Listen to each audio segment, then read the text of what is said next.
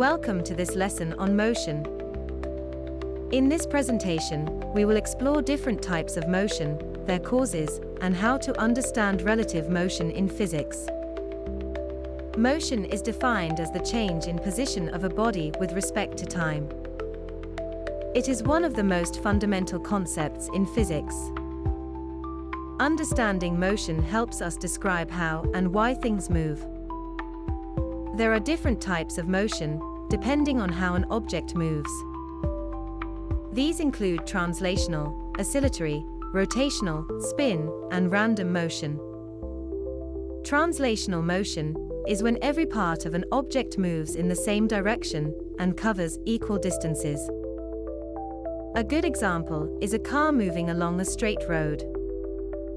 Oscillatory motion is when an object moves back and forth around a central point. A swinging pendulum is a classic example of oscillatory motion. In rotational motion, an object spins around a fixed axis. Think of how a ceiling fan rotates about its center. Spin motion is a special type of rotational motion, where the object rotates about its own axis. An example is a spinning top. Random motion is unpredictable and does not follow a set path. Molecules in a gas or particles in fluid exhibit random motion. Relative motion describes how one object moves compared to another. It depends on the position, speed, and acceleration of both objects. If two objects are moving, we calculate relative velocity by subtracting the velocity of one object from the other. The direction matters in these calculations. Let's consider two cars moving on the same road. Car A is moving at 60 km per hour. Car B is moving at 40 km per hour, in the same direction. The relative velocity of car A with respect to car B is 60 minus 40, which equals 20 km per hour. The relative velocity of car B with respect to car A is 40 minus 60, which equals negative 20 km per hour. The negative sign indicates direction. Now that we understand types of motion, let's look at what causes motion. Forces like gravity, torque, and friction play key roles.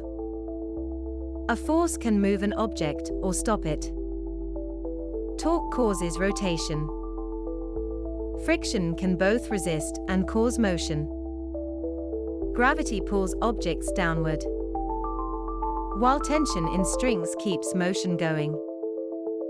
Let's take a moment to test your understanding of what we've covered so far. Please choose the correct answers to the following questions.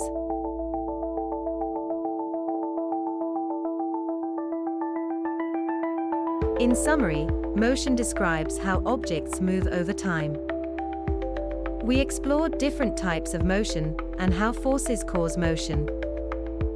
We also learned how to calculate relative motion between objects. Thanks for watching. To deepen your understanding of any topic, explore our comprehensive resources, including revision notes, past questions, gamified quizzes, and workbooks. These tools are designed to help you master the concepts effectively and enjoyably.